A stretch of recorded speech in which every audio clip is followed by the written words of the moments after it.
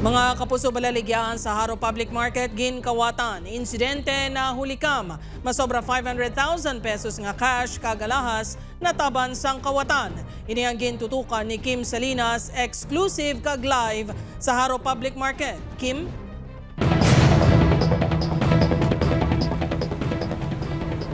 Jert, paagi sa bulig sa mga ginapahayag apa tigayon nga nakawatan ang isa ka balaligyaan diri sa Haro Public Market.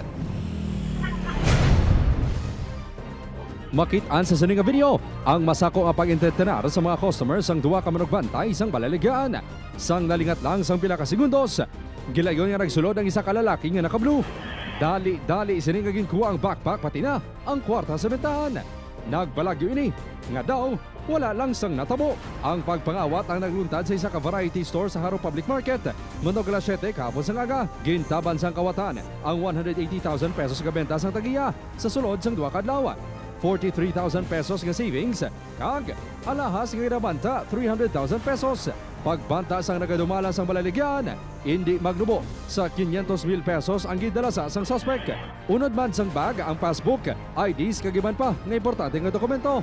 Inaano ko gani nga ma-recover gani. Bigla mo pa balayran ko gani.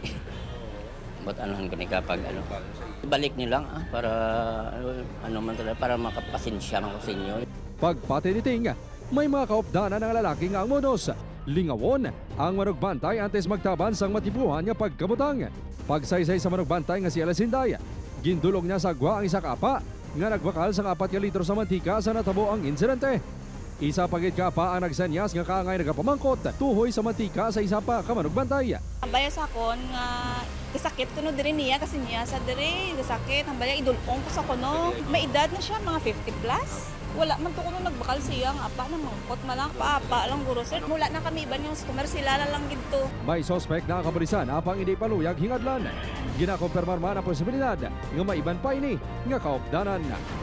Pinapadalman pa naman ng investigasyon. How come no ating tugid naging podyot kaga direktada gid ang intensyon sa nagkuha sang bag kaga paano siya nakabalong every Sunday may collection nga kakatabo.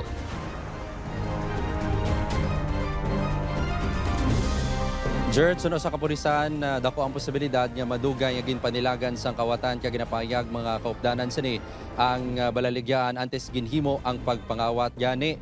Abiso sa otoridad sa mga store owner nga kung mahimo hindi na magbilin pa sa mga importante nga pagkabutang sa balaligyan agud hindi na makawatan.